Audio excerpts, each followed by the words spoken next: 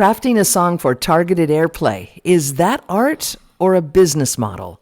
Can it be both? Let's discuss. This is coming up on the Stream Girls. Stream Girls, they got a lot to say. The Stream Girls from Los Angeles to the Monterey Bay started streaming for the boys knew what was up. California dreaming, here to light the world up. If you know, you know. If you don't, you in your own way. Two girls take on the world. Welcome to the Stream Girls. I'm Sandy Shore. And I'm Donna K. Phillips, and we've got a lot to say.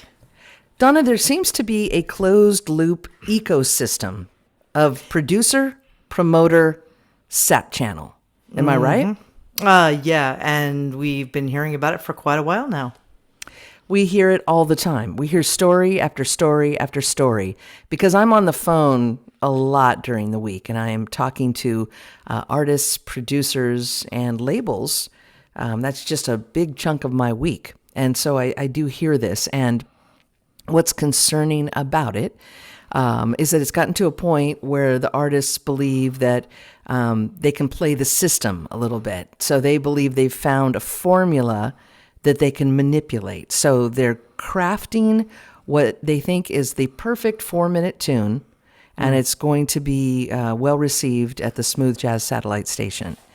And then they pay the promoter. Well, first they pay the producer, who has that magic touch, they believe has the magic touch. And then they pay the promoter, who they believe has a very special relationship with the ladies. And then, Donna, it's gotten so bad that there's one artist, or several actually, but one I can think of at the moment, that actually had the hubris to title one of these crafted tunes that they thought was going to be well received so they can earn money. They actually titled it Cash In. Yeah.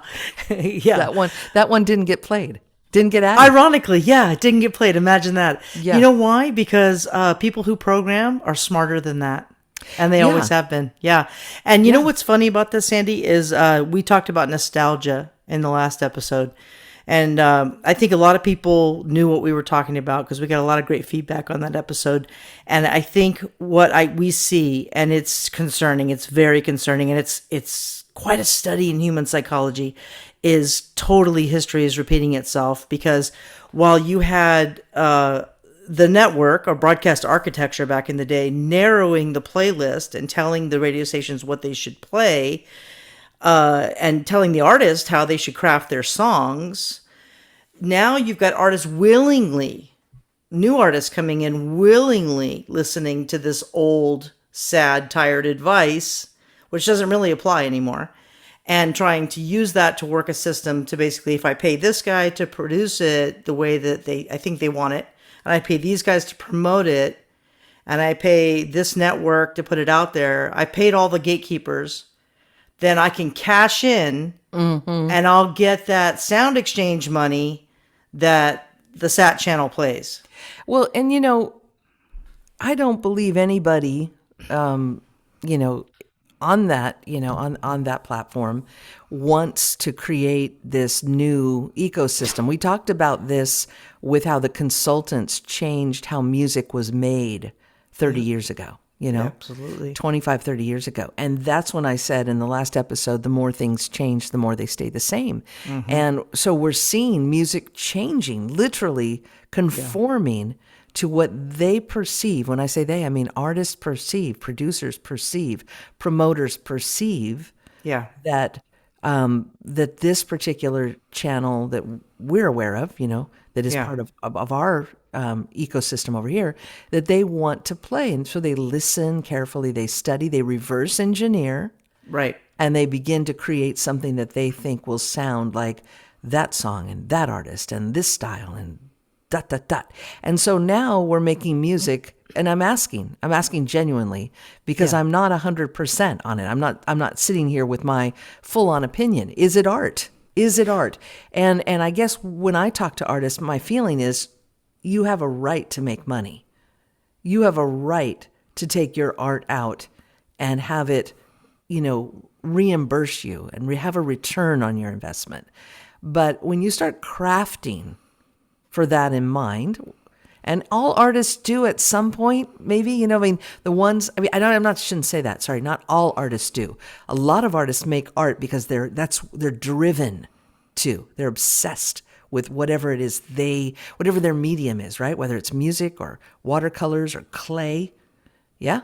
Yeah. They're driven. But this particular world we're in, they seem to have figured out where some money's coming from, and this is what I hear in, day out, and then they're very upset when they don't get added. And I want to add this one thing, because I come from radio, and I want to go on record and say that the people at Sirius XM, they are literally one of the last bastions of what I would call elite radio professionals. They are acclaimed music industry talent. You've met with them. You've been there. Well, we know them. We're fortunate we know enough. them. We know them, but also I understand what they're doing over there. I understand what they're accomplishing, and they deserve to be respected. And if your song isn't added, it doesn't mean you're rejected for life. You don't have to take it personally, and you certainly don't have to quit your making music. And this is what, believe it or not, this is what I hear almost monthly, that somebody wants to just stop making music because it hasn't been added on the SAT channel. Right. But you are absolutely right. And the SAT channel is one goal, and the Billboard Smooth Jazz chart, which is just called the Billboard chart, but it's not really, it's just the smooth jazz version. Those are the two goals that are set by the gatekeepers, right? Yeah, right. So no wonder, as an artist, I can relate. I can have empathy for this. If I was told by people I thought had to lead me into getting my music to the wider audience, and I didn't understand, they called themselves marketing. They slapped marketing on their name. I knew they were radio promoters, but hey, now they're doing marketing. Where are they doing marketing? I don't know. They say they're marketing. So that way I do my marketing, my radio promo, I put my money all in one place. They tell me which producer to go to, and they tell me this is the goal. That if I get on Billboard, I'm going to get gigs. And if I get on the SAT channel, everyone's going to know me. Or I think the goal is just a chunk of change. And a chunk of change. And I do think people, a lot of the artists in our genre, they do listen to that channel, and to them it is making it. Right? It's making it if they get picked up. But I would like to talk about what it means, right? If you don't get added, what does it actually mean? It may, again, not taking it personally, right? So it may mean that they just don't have available inventory that week. And by inventory, I mean space to add your song. Because remember, there's a dozen or more singles that are submitted weekly to not just the SAT channel, but to all radio stations that feature this particular kind of music. It can be, some weeks it can be anywhere from 12 to 20 songs. That's a lot of songs to try to fit on your radio station. So if there's more than a dozen songs, and no station can add a dozen songs, then that would mean that they would, if they added all of them, they would have to purge ones they added a couple weeks ago, and that's not cool either, So it can mean that. It can also mean that it doesn't mean that they don't like your song. Maybe it doesn't fit the stationality. You know what a stationality is? It's go ahead. Tell us. Personality of the station. Well, also, what about the releases that are coming out? What if a lot of sax releases came out all at one that was time? going to be. That's the other thing. It could be too much of the same thing. So maybe you're not fitting their particular vibe. Is what I'm saying. And then, or you may be a saxophonist, like you're saying. What if you're a saxophonist and you inadvertently release your new song on the same week that Gerald Albright released his song? Yeah. Or Dave Koz or Kirk Whalum, you will have to step aside and stand down. And unfortunately, that's what we call a legacy artist. And they have, they've earned their spot. And if they've got a new song out and your timing was such, well, that's what it can mean. What I'd like people to understand that it doesn't mean is that other people, it doesn't mean that other people won't like your song. It doesn't mean that other radio stations won't add your song. It doesn't mean you can't make money. It doesn't mean you can't build your brand. And it doesn't mean they won't play you at some point. Okay, but there, even if you get that airplay, only people who have Sirius XM in their cars and who drive around in the United States and Canada will ever hear it, on a chance that they'll ever hear it. But while you're spending all this time and money in this closed loop system, going for like basically a Vegas type return, all on red, all on black, right? It's all on watercolors. Then if that's your approach, you are not spending effort reaching the direct global audience that does love the format.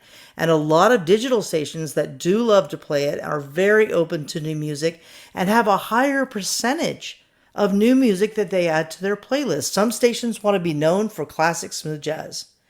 Sirius XM tends to go more that direction because they want to be inclusive of the past as much as they want to be open to the future.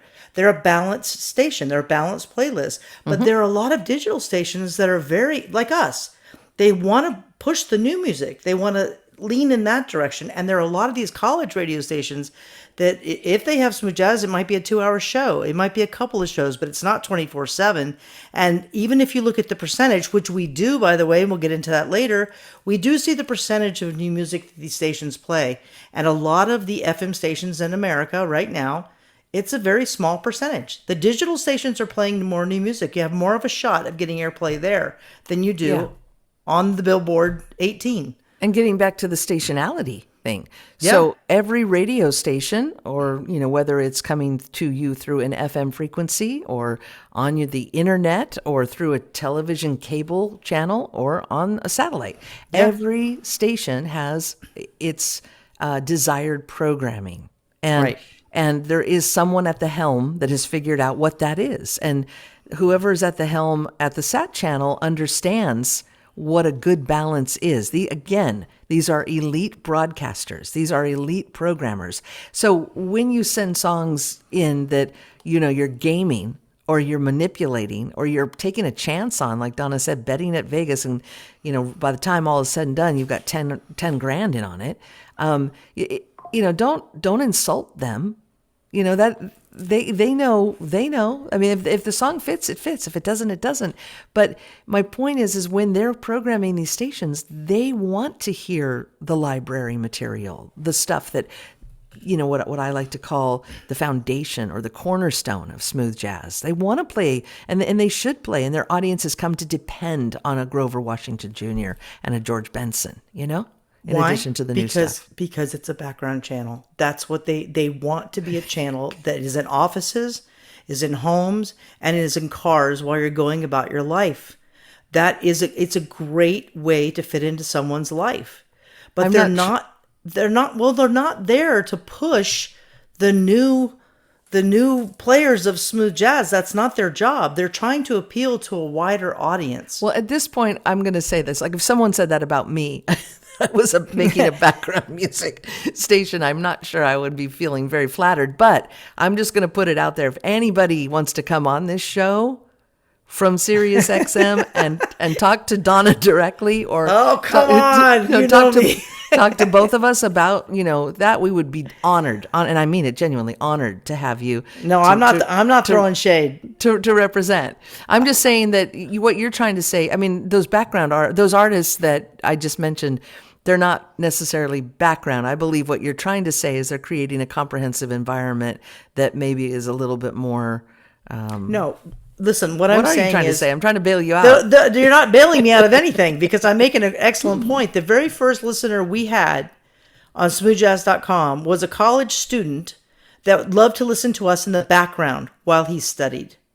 That was a compliment to us. We took that as a compliment. We were able to draw in a younger listener that the consultant said was impossible. They said that it was a dying format. It would age out. He was a student in Europe. And they like to listen while he studied. Right. Instrumental music can be a great background to your lifestyle. It can give you great emotion, but it gives you the space to do other things with your day. So I could listen to instrumental music longer than I can listen, like chill out music. I can listen to that longer than I can listen to music with lyrics sometimes when I'm designing, because I need the space, right? Mm-hmm. So we've always advocated, we love all kinds of music, Sandy, but we advocate for instrumental music And I don't mean the background like it doesn't mean anything, because it serves another purpose besides just lyric-based music. Absolutely. That is true. And I would 100% agree with you.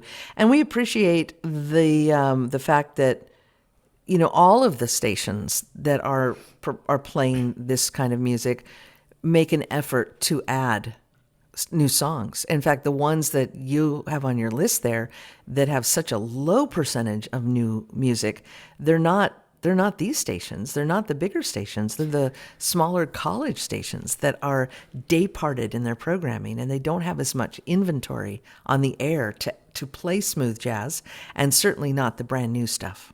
Right. And what we want to make really clear, and I built this list because I went looking around the world for smooth jazz stations, because as the stations were folding in the major markets, I thought there had to be more out there, and I found them. And I want to make it very clear that at smoothjazz.com, we have a radio station guide, and we not only list the logos of the stations that they write me weekly. Can I get on your guide? Yes, we can. We don't feel we're in competition with them. I even put a link to listen to their stream because we don't feel we're in competition with them. We feel that every smooth jazz station is important. We respect them, and they are on our panel, some of them, that have the higher percentage of new music that they play, which, by the way, we'll get into how that makes a chart relevant. Yes. If you only have a few slots or you're only a 2-hour show, we found that doesn't help you with charting. So what I take exception to is not the radio stations that are still here or that are digital only or that are on a college campus or on a television channel. I love them all. What I take exception to is that the artists are continually being misled that these stations are playing or have slots for you, enough slots like it was back in the day, in the 90s and the early 2000s. That landscape has changed, and the ones that are being focused on the Billboard chart are not inclusive of all of the great stations like us, also, that are out there playing your music, and they don't want to represent what's really being played. They only want these 18 stations. And I can show you later in my little list here that those 18 stations, some of them have the lowest percentage that they add of new music. Well, there's less ironically. than 18 that make up the Billboard reporting panel for smooth jazz. They make up the chart. Yeah. Yeah, and it's very frustrating that the artists aren't being told this, because I understand why they're not being told. And the only reason the Stream Girls are even talking about radio is because it remains relevant to the artists, some of the artists, especially the newer ones in our genre, that get corralled into the closed loop ecosystem that wants to perpetuate that they matter more than streaming. And I mean, my goodness, when we listen to these stations to make sure they're still playing smooth jazz, because when we create a chart every Monday that we publish with almost 40 reporting stations that are not just in the United States, they're in Europe. Everyone's so excited about Spain right now. Well, guess what? We include those stations. We found those stations for you. Yes. So when we listen to them to make sure they're still streaming, it actually can hurt my ears. Not Spain. I don't mean anything about Spain. I mean, the stations that are broadcasting on FM, it's just challenging to my ears. I mean, after all this time and listening to amazing music, I want it to be delivered in a system that, I mean, I literally want to hear it. And we all know that the radio frequencies can be squashed. They can be compressed.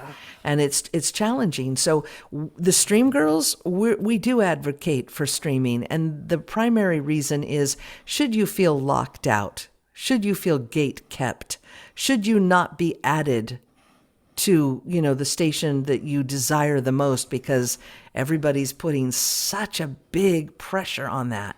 Then don't walk away. You have an entire world seeking your music that exactly, and for those playing the home game that are looking at the podcast and not just listening, Donna is holding up a gorgeous glass globe indicating that, global is really being able to have your music listened to in other countries and discovered by people in far, far away places, or maybe you live in a far, far away place and you want others to discover you. Yeah. That all is possible now in the time we live in. So the satellite channel is not the Wizard of Oz.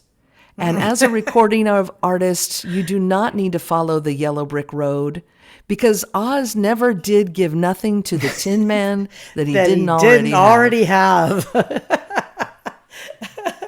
Oh my God, that's such a great song. So gatekeeping, Donna, the gatekeepers. What is a gatekeeper? Let's explain it. Well, the gatekeepers have just lost touch with what the listeners like. They think they know what the programmers like. But Yes. I ask, do they? I mean, do they? And if they do, does it even really matter? Because streaming is leaving it up to the people. It has always been that way throughout the human condition, throughout centuries. Humans constantly go where they want to go. I keep getting poked by the gatekeepers on social media who keep asking me, who are the gatekeepers you're speaking of? And and it's you. And what I'm trying to say is a gatekeeper is anyone who requires a toll for getting through a gate. And for anyone listening right now that believes that smoothjazz.com requires a toll to get through our gate, that is absolutely not true. We play more artists on our global radio stream that are not our clients than are our clients. You send us the song.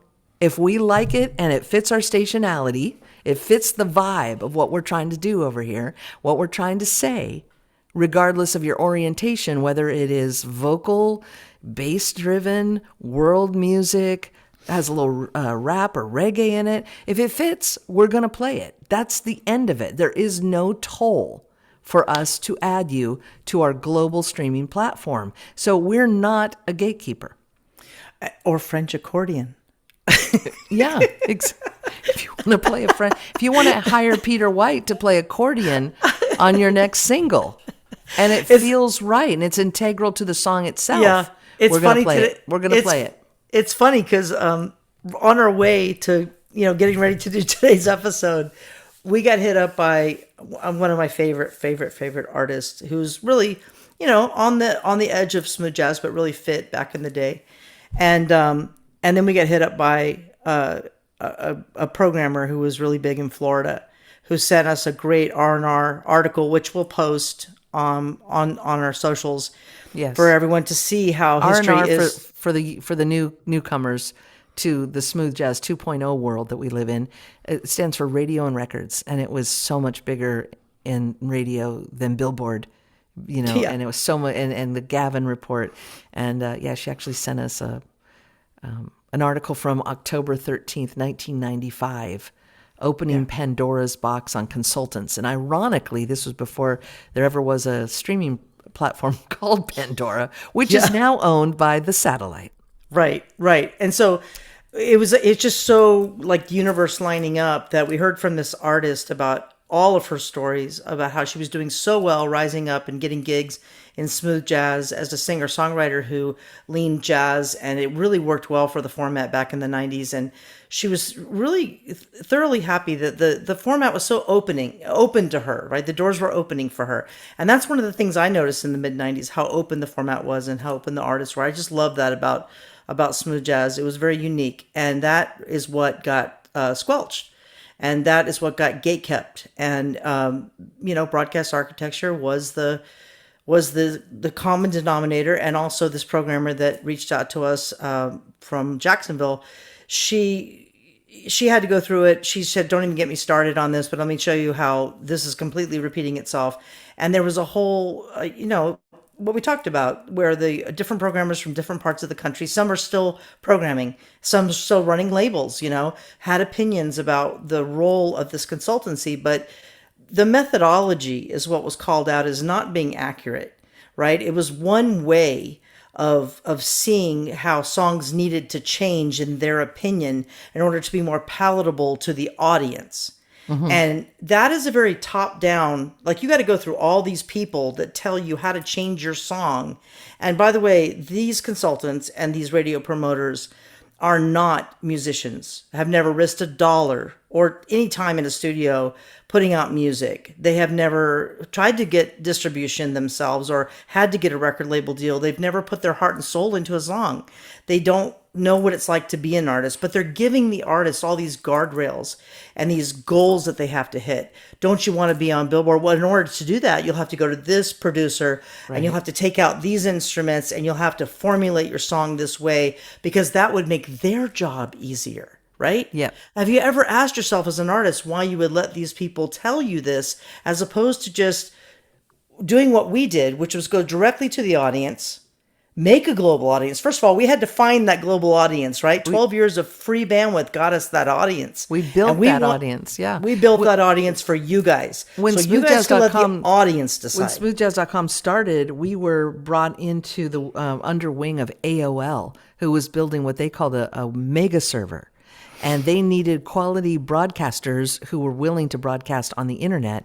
We happened to have already been, well down that road figuring it out. And there was us and two other, programming stations really that were willing and ready to go. And the three of us launched in March of 2000. And we were, given and bequeathed, if you will, thousands and thousands of seats, as they used to call it. Yep. So that we could build a very large audience. And the reason they did that was they were trying to figure out what was needed, technologically speaking, bandwidth-wise, what's needed to have a mega server.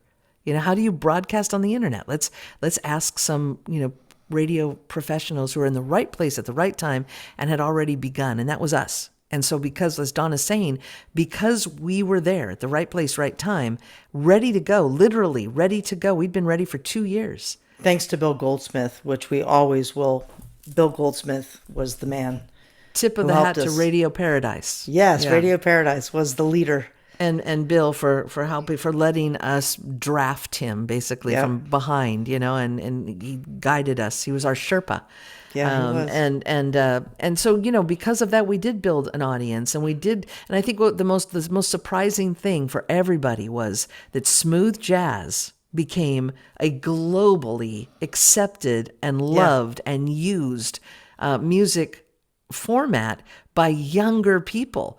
Yeah. By younger people. I mean, that blew some minds. Europe had never heard of smooth jazz. No. There are parts of this world there were no, while it had been huge in the 90s in the United States and major markets, it had never made it out to the rest of the world until smoothjazz.com began broadcasting. And we know because people emailed, by the hundreds. And we know because we met them when we went to the cruises and the festivals in other countries.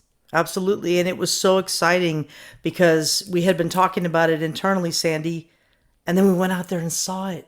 Mm-hmm. And we said, you were right. You're right. If it was programmed in a more open, diverse way where it welcomed in all ages and different music styles that fit that vibe, that nice background, beautiful, life-affirming vibe, right? It's a lifestyle. It's a lifestyle format. It's a lifestyle format. Good. And then, but here's the trick with smooth jazz. You go see it live and it's in your face. Mm-hmm. It is people jumping off the stage and running up and down. And I mean, some of the best travel experiences have been had at smooth jazz events and cruises.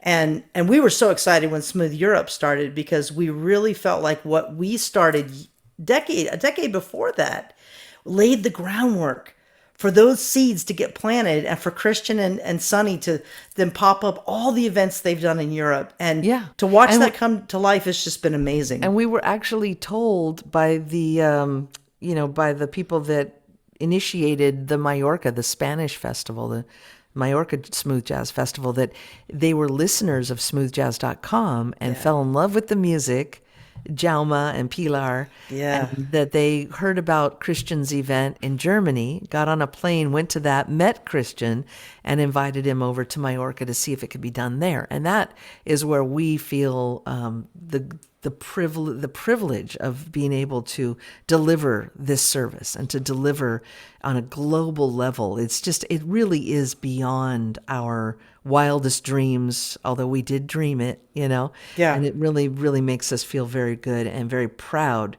to have been a part of bringing the music to people in countries that we had never heard of and to places that people we've met. I'll never forget meeting this beautiful Italian woman with her husband who went on the Dave Koz cruise in Alaska and started crying when she met me. And she told me because of smoothjazz.com, she was there at that cruise and that she learned how to speak English because of us. Yeah. And she had a bed and breakfast on the Amalfi Coast. Yeah. And we just had a friend here from Germany who has been listening to us for years and years, since the beginning, and the loyalty of our listenership is incredible. And that's what's so exciting, Sandy, is that we built this for the artists. We are artists who built this for the artists so they wouldn't have to go through the gatekeepers anymore. They like the gates, Donna. We can't understand it. It's like you guys were pinned in, and we opened the gates and said, "Come on out," and you're kind of still in the pin sometimes.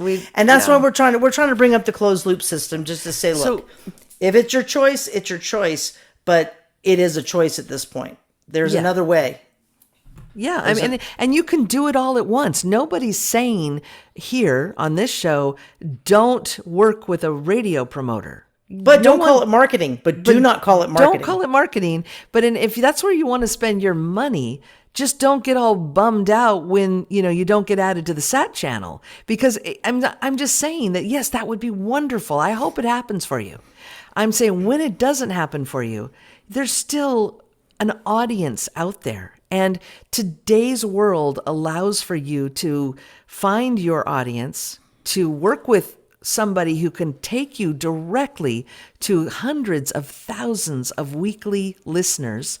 And the easiest place in the world to find it would be if there was such a place where you could find something called Smooth Jazz. .com. Yeah. It would just be amazing, wouldn't it? It would be amazing. And if someone had the domain name and it led you right there. We're not here to sell you anything, but half the price of radio promotion, and you can have the whole world. And then let's see where it goes. But let's talk about why that is not marketing, because marketing is to an audience, right? Mm-hmm. So as soon as socials came on, so we had the listening audience because we had the bandwidth since 2000. So we built up over decades a massive world listening audience. Okay, so we're a radio station, but we're kind of a platform that's streaming to the world. Way early, people didn't understand. Then we built this chart to take over for Gavin. Now we have an industry audience that comes to us for that data that we're providing, right? Real deep inside data that you're not getting from some other places, but we'll leave that alone. Then we have the social audience. As soon as social media came online, we started building. And how many do we have now, Sandy, in our followers? Well, we have well over 100,000 on Facebook. And if you include our Smooth Jazz calendar and our other Facebook properties, 150,000. On Instagram, we're coming up, somewhere between combining them all to around 20,000. Right. We're also on TikTok. We're building a family there. We're on Threads and we're on Blue Sky. And by comparison, B2B businesses, that's business to business. Smoothjazz.com is not a B2B platform. We are a business to consumer. We go directly. We have our own audience built in. We are like Netflix.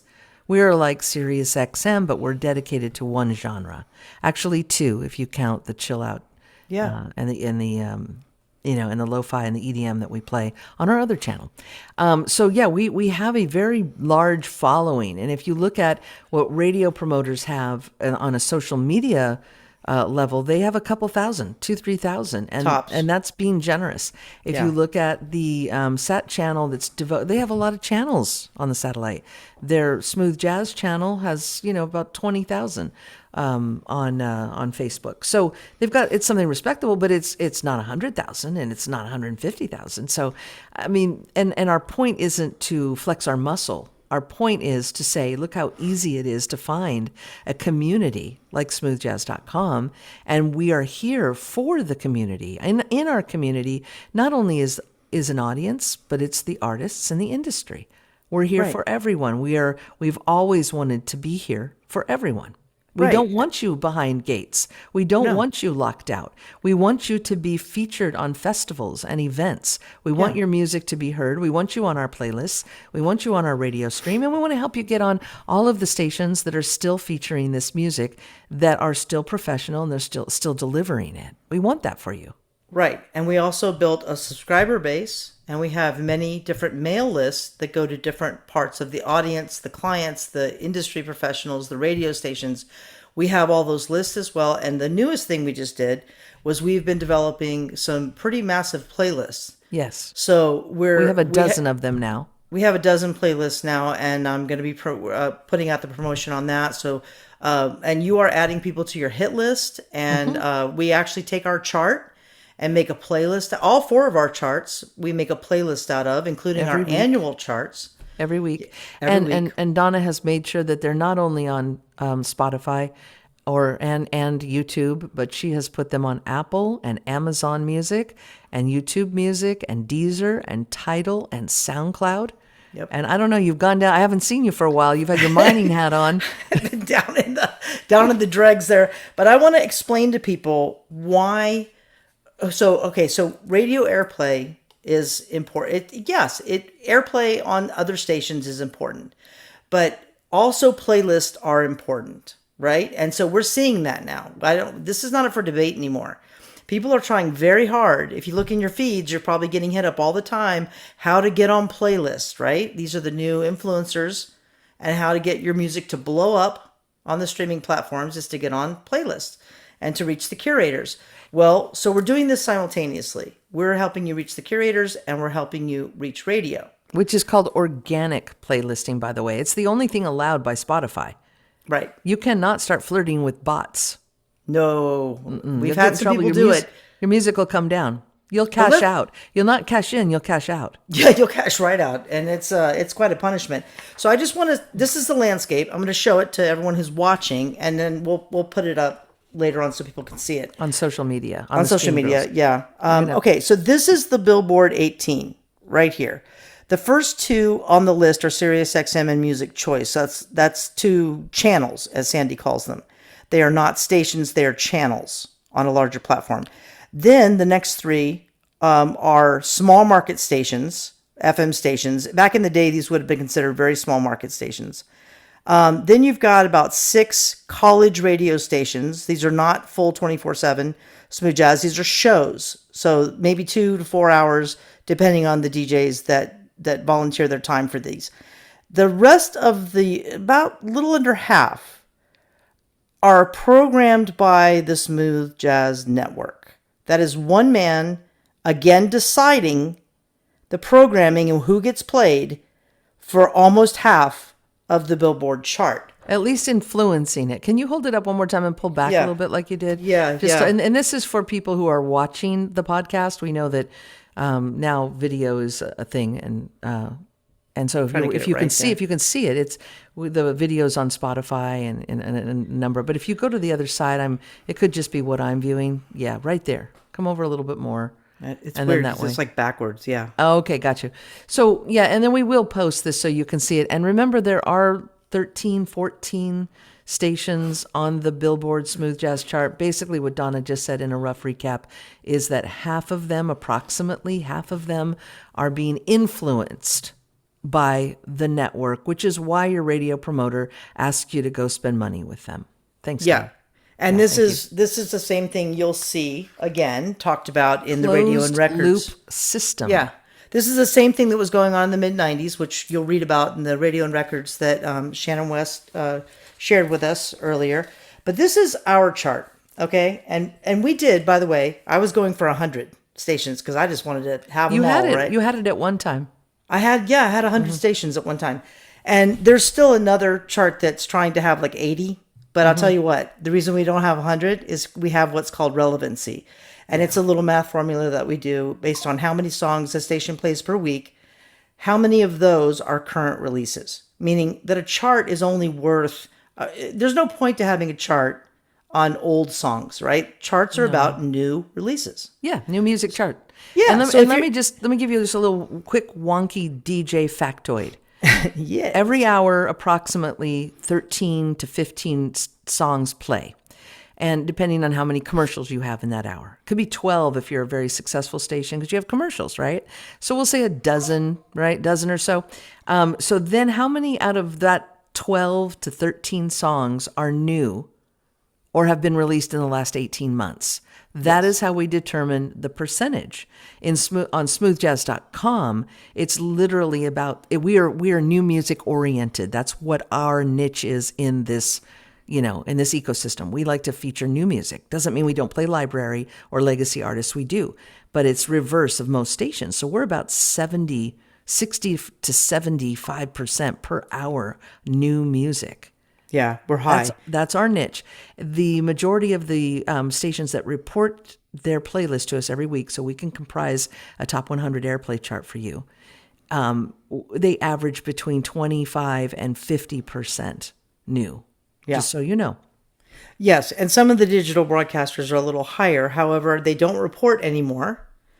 However, I have heard that on Billboard, some are still reporting themselves. We don't allow that. We monitor the playlist to get the accuracy. We monitor their signal on the air, is what she's saying. We don't allow people to, it's called Paper paper list, and we don't allow you to send us what you're playing or not playing, because sometimes, believe it or not, we don't pick that up through the technology. And so the way we monitor is actually much more high tech and probably a 99.9% accurate. Yeah, it's so when you see the data on our chart, which you get when you mark it with us, see if I can hold this up. Okay, so I have 2 pages here because we're at about 38. We're near 40 stations at this point, Sandy. So the difference also is that the Billboard chart is national. Okay, these are national, only in the United States. Our panel is worldwide. We consider anyone who is playing new smooth jazz, like Sandy said, within the last 18 months. And what I want to show you is everything highlighted in yellow is a Billboard station. So that's page 2. Okay? So that's 38 stations. We include most of the Billboard panel. The reason we don't include them all is because their percentage of new music is too low. They're basically not helping you chart. So I don't know why they're on Billboard, but here's the bigger question, guys. Why aren't these stations on Billboard? And why aren't we on Billboard? We are playing your music, but they are not representing you. I also want to point out in the blue, I want to point out that these are Florida smooth jazz stations, right? We only allow 3. And the reason for that is we don't want one person's programming tipping the chart in any one direction, right, Sandy? Because that's happened. That's happened. And then what that does in real life, if you're a recording artist and you got added by that particular bundle of stations, then all of a sudden you're moving up the chart, way up the chart. But guess what? Next week or 2 weeks later, maybe they decided they don't want to play that anymore. And we did experience this.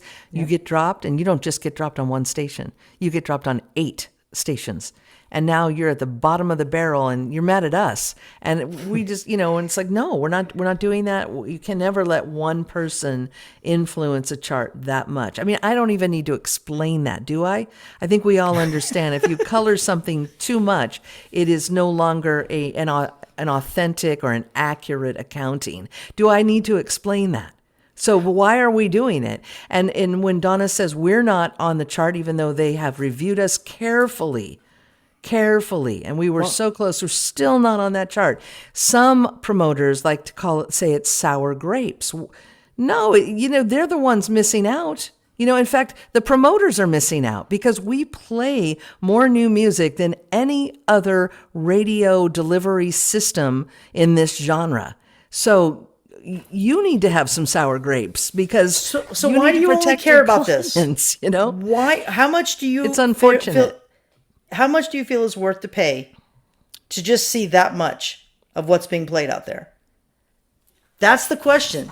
How much are you willing to pay to only see what, really not even 18, because it's about 7 of these are programmed by one network.